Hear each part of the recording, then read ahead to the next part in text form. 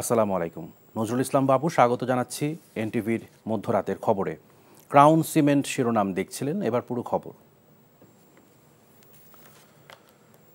বৈষম্য বিরোধী আন্দোলন চলাকালে ঢাকা আইনজীবী সমিতিতে বিএনপিপন্থী আইনজীবীদের উপর হামলা, হত্যা চেষ্টা ও ভাঙচুরের অভিযোগে করা মামলায় আওয়ামীপন্থী অর্ধশতাধিক আইনজীবীকে কারাগারে পাঠানোর নির্দেশ দিয়েছে আদালত। রোববার বিকেলে ঢাকা মহানগর দায়রা জজ মোহাম্মদ জাকির হোসেন অভিযুক্ত আইনজীবীদের কারাগারে পাঠানোর নির্দেশ দেন। সকালে এই মামলায় অভিযুক্ত 93 জন আইনজীবী আদালতে আত্মসমর্পণ করে জামিন চান। গত বছরের 4 অগস্ট বৈষম্য বিরোধী আন্দোলন চলাকালে আদালত প্রাঙ্গণে আইনজীবীদের উপর হামলা, চেম্বার ভাঙচুর ও হত্যা চেষ্টার ঘটনায় আওয়ামী লীগপন্থী 144 জন আইনজীবীর বিরুদ্ধে 2025 সালের 6 ফেব্রুয়ারি ঢাকা চিফ মেট্রোপলিটন ম্যাজিস্ট্রেট আদালতে মামলা করেন আইনজীবী সমিতির কার্যনির্বাহী সদস্য মোহাম্মদ আলী বাবু। এ ঘটনায় হাইকোর্ট থেকে 8 সপ্তাহের জামিন নিয়েছিলেন 115 জন। বাংলাদেশি পণ্যের উপর মার্কিন যুক্তরাষ্ট্রের শুল্কারোপের বিষয়ে বাংলাদেশের পরিকল্পনা আগামী 2-1 দিনের মধ্যে চূড়ান্ত করা হবে। রোববার সচিবালয়ে ব্যবসায়ী নেতা ও সরকারি বিভিন্ন দপ্তরের প্রধানদের মধ্যে অনুষ্ঠিত বৈঠকে এই সিদ্ধান্ত নেওয়া হয়। অর্থ উপদেষ্টা ডক্টর সালেউদ্দিন আহমেদের সভাপতিত্বে অনুষ্ঠিত এই বৈঠকে পরিকল্পনা উপদেষ্টা, বাণিজ্য উপদেষ্টা, বিদ্যুৎ ও জ্বালানি উপদেষ্টা, প্রধান উপদেষ্টার হাই রিপ্রেজেন্টেটিভ ছাড়াও বিভিন্ন সরকারি প্রতিষ্ঠানের প্রধানগণ যোগ দেন। দেশের শীর্ষস্থানীয় ব্যবসায়ী নেতারাও এই বৈঠকে যোগ দেন। বাংলাদেশের স্বার্থ অক্ষুণ্ণ রেখে কিভাবে মার্কিন পণ্যের আমদানি বাড়ানো যায় সে বিষয়ে দ্রুত ব্যবস্থা গ্রহণ করা হবে বলেও জানান অর্থ উপদেষ্টা। দেশে উৎপাদনশীল খাতে বিনিয়োগ বৃদ্ধির লক্ষ্যে আগামীকাল শুরু হচ্ছে 4 দিনব্যাপী বিনিয়োগ সম্মেলন। রাজধানীর ইন্টারকন্টিনেন্টাল হোটেলে বাংলাদেশ বিনিয়োগ উন্নয়ন কর্তৃপক্ষ বিডার আয়োজনে সম্মেলন অনুষ্ঠিত হবে 7 থেকে 10 এপ্রিল পর্যন্ত। রোববার দুপুরে রাজধানীর ফরেন সার্ভিস একাডেমিতে এক সংবাদ সম্মেলনে বিডার নির্বাহী পরিচালক চৌধুরী আশিক মাহমুদ বিন হারুন জানান, এবারের সম্মেলনে 50টি দেশের হাজারের বেশি অতিথি অংশ নেবেন।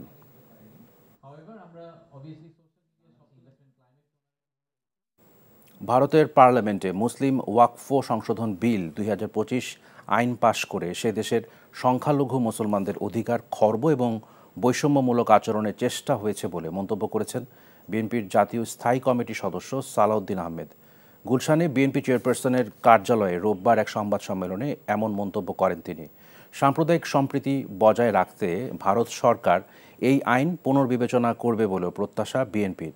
সালাউদ্দিন আহমেদ বলেন, ভারতের জনসংখ্যার 14% অর্থাৎ প্রায় 20 কোটি মুসলমানের ধর্মীয় ঐতিহ্য, অধিকার, সংস্কৃতি ও স্বার্থ বিরোধী এই আইনটির অপব্যবহারের যথেষ্ট সুযোগ রয়েছে আশঙ্কা প্রকাশ করে তিনি বলেন, মুসলিমদের প্রতিষ্ঠান পরিচালনার ক্ষেত্রেও ব্যাপক বিপর্যয়কর পরিস্থিতি সৃষ্টি করতে পারে আইনটি। নতুন আইনে পরিচালনা বোর্ডে অমুসলিম সদস্যদের অন্তর্ভুক্তি বিতর্কের সৃষ্টি করেছে, যার ফলে মুসলিম নাগরিকের সাংবিধানিক অধিকার ক্ষুণ্ণ হতে পারে। নতুন আইনে পরিচালনা বোর্ডে অমুসলিম সদস্যদের অন্তর্ভুক্তির বিষয়টি বিতর্কের সৃষ্টি করেছে, যার ফলে মুসলিম নাগরিকদের সাংবিধানিক অধিকার ক্ষুণ্ণ হতে পারে। বৈষম্যমূলক আচরণের ফলে সাম্প্রদায়িক সম্প্রীতি বিনষ্টের আশঙ্কা দেখা দিতে পারে। সকল ধর্মাবলম্বী নাগরিকদের ধর্মীয় অধিকার রক্ষায় রাষ্ট্রের অভিভাবকত্বের ভূমিকাকে সমুন্নত রেখে উক্ত আইনটি ভারত সরকার পুনর্বিবেচনা করবে, আমরা এই আশাবাদ ব্যক্ত করছি। বিএনপি চেয়ারপারসন বেগম খালেদা জিয়ার ছোট ছেলে মরহুম আরাফাত রহমান কোকোর শাশুড়ি SUF মুকরেমা রেজার দাফন সম্পন্ন হয়েছে। রোববার বাদ আসর রাজধানীর বনানী DOHS মাঠে মরহুমার নামাজে জানাজা অনুষ্ঠিত হয়। এ সময় বিএনপির স্থায়ী কমিটির সদস্য মির্জা আব্বাস, সালাউদ্দিন আহমেদ ও এনটিভির চেয়ারম্যান মোহাম্মদ মোসাদ্দেক আলী সহ বিএনপির বিভিন্ন পর্যায়ের নেতৃবৃন্দ ও সুশীল সমাজের প্রতিনিধিরা জানাজায় অংশ নেন। বেশ কিছুদিন ধরে নানা রোগে ভুগছিলেন মুকরেমা রেজা। শনিবার দিবাগত রাত 3:45 রাজধানীর এভার কেয়ার হাসপাতালে চিকিৎসাধীন অবস্থায় 71 বছর বয়সে মৃত্যুবরণ করেন তিনি 2 ছেলে ও 1 মেয়ে সহ অসংখ্য আত্মীয় স্বজন ও গুণগ্রাহী রেখে গেছেন। তার মৃত্যুতে বিএনপির ভারপ্রাপ্ত চেয়ারম্যান তারেক রহমান ও দলটির মহাসচিব শোক ও সমবেদনা জানান। বিএনপি বাংলাদেশের রাজনীতিতে নতুন সংস্কার করেছে, গণমুখী উন্নয়ন করেছে, অথচ বিএনপিকে সংস্কারের বিরোধী বলা হচ্ছে বলে অভিযোগ করেছেন দলটির স্থায়ী কমিটির সদস্য নজরুল ইসলাম খান। রোববার বিকেলে টাঙ্গাইলের গোপালপুরে উপজেলা বিএনপির উদ্যোগে সদ্য কারামুক্ত বিএনপির ভাইস চেয়ারম্যান সাবেক উপমন্ত্রী আব্দুস সালাম পিন্টুর গণসংবর্ধনা অনুষ্ঠানে তিনি একথা বলেন। পতিত স্বৈরাচার ও তার দল দেশকে অস্থিতিশীল করার চেষ্টা করছে বলেও অভিযোগ করেন তিনি। আব্দুস সালাম পিন্টু গোপালপুর আসন থেকে 3 বার সংসদ সদস্য নির্বাচিত হন। 21 আগস্ট গ্রেনেড হামলা মামলায় নিম্ন আদালতে তার মৃত্যুদণ্ডের আদেশ হয়। পরে উচ্চ আদালতের আদেশে বেকসুর খালাস পান তিনি। কারামুক্ত হয়ে 17 বছর পর রোববার প্রথম গোপালপুরে যান আব্দুস সালাম পিন্টু। কক্সবাজারে আশ্রয় নেওয়া রোহিঙ্গাদের মধ্যে প্রথম ধাপে 1,80,000 রোহিঙ্গা মিয়ানমারে ফেরত যাওয়ার যোগ্য বলে জানিয়েছে দেশটির জান্তা সরকার। তবে মিয়ানমারের এই আশ্বাস বাস্তবায়ন নিয়ে সন্দিহান বিশ্লেষকরা। বলছেন, আরাকানের জটিল রাজনৈতিক পরিস্থিতিতে রোহিঙ্গাদের এই প্রত্যাবাসন সহজ হবে না। আর ভূ রাজনৈতিক হিসেব নিকেশে বাংলাদেশের একার পক্ষে এই সংকট সমাধান সম্ভব নয় বলে জানান তারা। রিপোর্ট কায়কোবাদ মাহমুদের। 2017 সালে মিয়ানমারের রাখাইন রাজ্যে সামরিক অভিযানের পর বাংলাদেশে পালিয়ে আসে কয়েক লক্ষ রোহিঙ্গা। এরপর থেকেই বিগত সরকার দফায় দফায় এই শরণার্থীদের নিজ দেশে ফেরানোর জন্য আলোচনা চালালেও তা সফল হয়নি। কূটনৈতিক প্রচেষ্টা সত্ত্বেও মিয়ানমারের অনিচ্ছা বাধা হয়ে দাঁড়ায় রোহিঙ্গা প্রত্যাবাসনে। আর দেশটির রাজনৈতিক অস্থিতিশীলতা, নিরাপত্তাহীনতা ও নানা রকম অনিশ্চয়তা রোহিঙ্গাদের করে তোলে অনাগ্রহী। 2018 থেকে 2020 সালের মধ্যে 8 লাখ রোহিঙ্গার একটি তালিকা মিয়ানমারকে দিয়েছিল বাংলাদেশ। শুক্রবার তালিকাভুক্ত রোহিঙ্গার মধ্যে প্রথম ধাপে 1,80,000 রোহিঙ্গা মিয়ানমারে ফেরত যাওয়ার যোগ্য বলে জানিয়েছে দেশটির জান্তা সরকার। রোহিঙ্গা ইস্যুতে এই ঘোষণাকে ইতিবাচক মনে করছেন কূটনীতি সংশ্লিষ্টরা। তবে দেশটির জটিল রাজনৈতিক পরিস্থিতিতে রোহিঙ্গা প্রত্যাবাসন নিয়ে জানালেন সংশয়ের কথা। জাতিসংঘ থেকে তাদের নিরাপদ প্রত্যাবাসনের কথা বারবার বলা হয়। মিয়ানমারের সম্মানজনক নাগরিক হিসাবে সম্মানজনক অবস্থায় সেখানে থাকতে পারবে, তাদের লাইফ কোনো রিস্কে থাকবে না। এখন যে রাজনৈতিক অবস্থা ওইখানে, এদের ভিতরে যে কোন্দল চলছে এখন সশস্ত্র কোন্দলের মতো, তো এই অবস্থায় সেখানে যাওয়া যাবে কিনা মিয়ানমারকে আমি ব্যক্তিগতভাবে বিশ্বাস করি না, কারণ ওরা এরকম কথা বলেই। অং সান সু চি যখন ছিল তখনকার অবস্থা, যখন যেখানে গণতান্ত্রিক একটা সরকার ছিল সেখানে কিন্তু তারা আশ্বাস দিয়ে তারা বারবার নিতে পারে নাই। আরাকানে জটিল রাজনৈতিক পরিস্থিতি চলমান থাকলেও এই বিশ্লেষকের মতে বাংলাদেশের যোগাযোগ রাখতে হবে জান্তা সরকারের সাথেই, অন্যথায় পরিস্থিতি আরও জটিল হতে পারে বলে আশঙ্কা তার। স্বাধীন দেশের একটা রাষ্ট্র সরকার হিসেবে আমরা কিন্তু মায়ানমারের যারা লিগ্যাল অথরিটি আছে, সে আর্মি হোক আর সিভিলিয়ান হোক, তাদের সাথেও যোগাযোগ করতে পারি। এই মুহূর্তে ভয় হচ্ছে আমরা যদি আরাকান আর্মির সাথে যোগাযোগ করি কোনোভাবে, সেটা কিন্তু আন্তর্জাতিক আইনের বাইরে যাবে। মায়ানমার তখনই একটা বিষয়টা বলবে যে আমাদের যারা সেপারেটিস্ট গ্রুপ, বিচ্ছিন্নতাবাদী গোষ্ঠী, তাদেরকে বাংলাদেশ সহায়তা দিচ্ছে। এই দিকে যাওয়া ঠিক হবে না। হ্যাঁ, যদি যাই তাহলে আমরা আন্তর্জাতিক আইনের বিপক্ষে চলে যাব এবং সেটা আমাদের জন্য আমাদের অবস্থানকে দুর্বল করবে। কূটনীতিক প্রচেষ্টার পাশাপাশি ভূরাজনীতির পরাশক্তিদের ঐকমত্য হলেই রোহিঙ্গা সংকটের সমাধান হতে পারে বলে মনে করেন এই বিশ্লেষক। Kaikobad Mahmud, NTV news, Dhaka.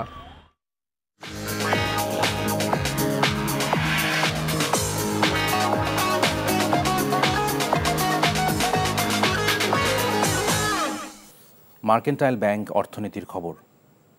গত মার্চ মাসে রেমিটেন্স ছাড়িয়েছে $300 কোটি, যা দেশের ইতিহাসে একক মাস হিসেবে সর্বোচ্চ প্রবাসী আয়ের রেকর্ড। এতে দেশের মোট বৈদেশিক মুদ্রার রিজার্ভের পরিমাণ বেড়ে দাঁড়িয়েছে $25.62 বিলিয়ন। বিশেষজ্ঞরা বলছেন, প্রবাসীরা বৈধ পথে অর্থ পাঠানোয় বেড়েছে রেমিটেন্স। বিপুল পরিমাণ প্রবাসী আয়ের স্বচ্ছতা নিশ্চিত করতে সরকারকে উদ্যোগী হওয়ার তাগিদ বিশেষজ্ঞদের। মেজবা হাসানের রিপোর্ট। জুলাই আন্দোলনে শেখ হাসিনার প্রতি অনাস্থা জানিয়ে ছাত্র জনতার সমর্থনে রেমিটেন্স বন্ধ করে দেয় প্রবাসীরা। শেখ হাসিনা দেশ ছেড়ে পালিয়ে যাওয়ার পর অর্থনীতির গতি ফেরাতে নিজেদের আয় পাঠানোর প্রতিশ্রুতি দেয় রেমিটেন্স যোদ্ধারা। এরপর বাড়তে থাকে প্রবাহ। 2024-25 অর্থবছরে প্রথম 8 মাসে দেশে প্রবাসী আয় এসেছে $1,849 কোটি, যা আগের অর্থবছরের একই সময়ের তুলনায় 24% বেশি। হঠাৎ করেই প্রবাসী আয় বৃদ্ধির মূল কারণ জানালেন অর্থনীতি বিষয়ে গবেষক ও কেন্দ্রীয় ব্যাংকের মুখপাত্র। আস্তে আস্তে করে আমরা একটা ফর্মাল চ্যানেলে আসবার ঘটনা দেখেছি। একই সাথে ডলারের যে মূল্যমান, যেটি কিনা হুন্ডির কারণ ছিল আগে, সে ডলারের মূল্যমান টাকার বিপরীতে এবং অন্যান্য কারেন্সির বিপরীতে না বেড়ে একটা জায়গায় স্থিতিশীল থাকা, সেই কারণেও ফর্মাল চ্যানেলে অর্থ প্রেরণেরও একটা ইতিবাচক প্রবণতা কিন্তু এই সময়কালে হয়েছে। রেমিটেন্স প্রথমবারের মতো 3 বিলিয়নের যে মাইলস্টোন সেটা আমরা টাচ করতে পেরেছি। অনেক রেমিটেন্স যোদ্ধা কখনোই ব্যাংকিং চ্যানেলে টাকা পাঠাতো না। পরিবর্তিত রাজনৈতিক পরিস্থিতিতে দেশপ্রেমে উদ্বুদ্ধ হয়ে তারা কিন্তু ব্যাংকিং চ্যানেলে এখন টাকা পাঠানো শুরু করেছে। সিপিডির গবেষণা পরিচালক বলছেন, রেকর্ড সংখ্যক এই রেমিটেন্সের উৎস নিশ্চিত করতে না পারলে অর্থনীতিতে এর বিরূপ প্রভাব পড়তে পারে। এই মুহূর্তে রিজার্ভ পরিস্থিতি, ব্যালেন্স অফ পেমেন্টস একটা স্থিতিশীল জায়গায় রয়েছে বা ধীরে ধীরে তার একটা ইমপ্রুভমেন্ট হচ্ছে।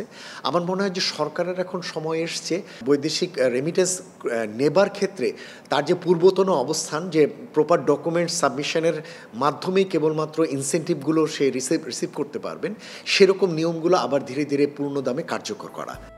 স্বৈরাচার শেখ হাসিনা সরকারের সময় বৈদেশিক ঋণ ও বিভিন্ন বাণিজ্যিক ব্যাংকের কাছ থেকে ডলার কেনার মাধ্যমে রিজার্ভ বাড়ানো হতো, যার ফলে ব্যবহারযোগ্য রিজার্ভ 14 বিলিয়ন ডলারের নিচে নেমে আসে, যা ছিল দেশের অর্থনীতির তলানির অবস্থা। Misbah Hasan, NTV news, Dhaka. ট্রাম্পের শুল্ক আরোপ প্রসঙ্গ। মার্কিন প্রেসিডেন্ট ডোনাল্ড ট্রাম্পের প্রতিশোধমূলক শুল্ক আরোপের ঘটনায় বিভিন্ন দেশ টালমাটাল হয়ে পড়েছে। এ নিয়ে আলোচনা শুরু করার জন্য তাই ট্রাম্পের সঙ্গে যোগাযোগ করেছে 50টির মতো দেশ। সাংবাদিকদের কথা জানিয়েছেন হোয়াইট হাউসের জাতীয় অর্থনৈতিক কাউন্সিলের পরিচালক কেভিন হ্যাসেট। একই সঙ্গে কাউন্সিলের পরিচালক ডোনাল্ড ট্রাম্পের শুল্ক আরোপের পক্ষে সাফাই গিয়েছেন। যদিও কোন কোন দেশ ওয়াশিংটনের সঙ্গে যোগাযোগ করেছে সে বিষয়ে বিস্তারিত কিছু জানানো হয়নি। এদিকে গাজায় গণহত্যা চলার মধ্যেই মার্কিন প্রেসিডেন্ট ডোনাল্ড ট্রাম্পের শুল্ক যুদ্ধে বিশ্বজুড়ে চলছে অস্থিরতা। ট্রাম্পের সিদ্ধান্তের বিরুদ্ধে আমেরিকা জুড়ে বিক্ষোভে যোগ দেন প্রতিবাদকারীরা। ইউরোপের বিভিন্ন দেশেও হয়েছে বিক্ষোভ। আগামী জুন মাসের মধ্যে ডাকসু নির্বাচনের দাবিতে প্রশাসনের কাছে স্মারকলিপি প্রদান করেছেন ঢাকা বিশ্ববিদ্যালয়ের শিক্ষার্থীরা। রোববার সকালে বিশ্ববিদ্যালয়ের প্রো ভিসি সাইমা হক বিদিশার হাতে স্মারকলিপি তুলে দেন তারা। স্মারকলিপি প্রদান শেষে শিক্ষার্থীরা অভিযোগ করেন, ডাকসু নির্বাচন নিয়ে গড়িমসি করছে বিশ্ববিদ্যালয় প্রশাসন। দ্রুত নির্বাচন না দিলে কঠোর কর্মসূচি ঘোষণার হুঁশিয়ারিও দেন শিক্ষার্থীরা। প্রো ভিসি সাইমা হক বিদিশা বলেন, ডাকসু নির্বাচনের প্রস্তুতি নিচ্ছে বিশ্ববিদ্যালয় প্রশাসন। সব পক্ষের সঙ্গে আলোচনা শেষে দ্রুত নির্বাচনের রোডম্যাপ ঘোষণা করা হতে পারে বলে জানান তিনি। ফ্যাসিস্ট আওয়ামী সরকারের সাজানো বিচারে চাকুরিচ্যুত ও ক্ষতিগ্রস্ত সকলের ক্ষতিপূরণ প্রদানসহ চাকরিতে পুনর্বহালের দাবি জানিয়েছে বিডিআর কল্যাণ পরিষদ।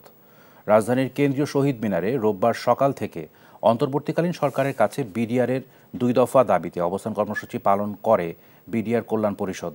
সংগঠনটির সভাপতি বলেন, অন্যায়ভাবে সাজাপ্রাপ্ত 18,519 জন বিডিআর সদস্যকে চাকরিতে ফেরত দিতে হবে। একই সাথে বিডিআর হত্যাকাণ্ডে গঠিত তদন্ত কমিশনকে স্বাধীন ও নিরপেক্ষভাবে কাজের সুযোগ করে দিতে প্রজ্ঞাপনে সংশোধনী আনারও দাবি জানান তিনি। 2 দফা দাবি মেনে না নিলে সোমবার সকাল 11টায় প্রধান উপদেষ্টার কার্যালয়ে যমুনা অভিমুখে পদযাত্রা করা হবে বলেও জানান তিনি। রংপুরের আবু সাইদ হত্যাকাণ্ডে যারা জড়িত সেসব অপরাধীর দৃষ্টান্তমূলক শাস্তি নিশ্চিত করার আশ্বাস দিয়েছেন প্রধান বিচারপতি সৈয়দ রেফাত আহমেদ। জুলাই বিপ্লবে শহীদ আবু সাইদের কবর জিয়ারতের পর প্রধান বিচারপতি আবু সাইদের বাবা মকবুল হোসেন, মা মনোয়ারা বেগম ও পরিবারের সদস্যদের সাথে কথা বলেন।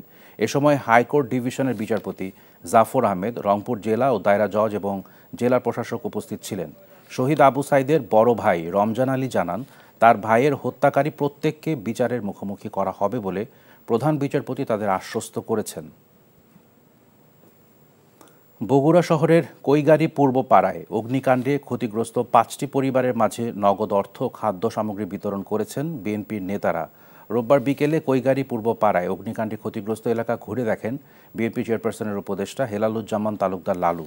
এ সময় তার সাথে ছিলেন জেলা বিএনপির ভারপ্রাপ্ত সাধারণ সম্পাদক ও সাবেক এমপি মোশাররফ হোসেন, বিএনপির জাতীয় নির্বাহী কমিটির সদস্য জয়নাল আবেদিন চান সহ বিভিন্ন পর্যায়ের নেতৃবৃন্দ। পরে ক্ষতিগ্রস্ত পরিবারের মাঝে খাদ্য সামগ্রী ও নগদ অর্থ বিতরণ করেন তারা। এই ছিল মধ্যরাতের খবরে। এই খবরের ভিডিও সহ আপডেট জানতে ভিজিট করুন NTV অনলাইন www.ntvbd.com। এছাড়াও এনটিভির জনপ্রিয় সব অনুষ্ঠান ও খবরের আপডেট জানতে ভিজিট করুন আমাদের ইউটিউব ও ভেরিফাইড ফেসবুক পেজ। সকাল 7:30টায় সকালের খবর দেখার আমন্ত্রণ রইল। ধন্যবাদ সবাইকে।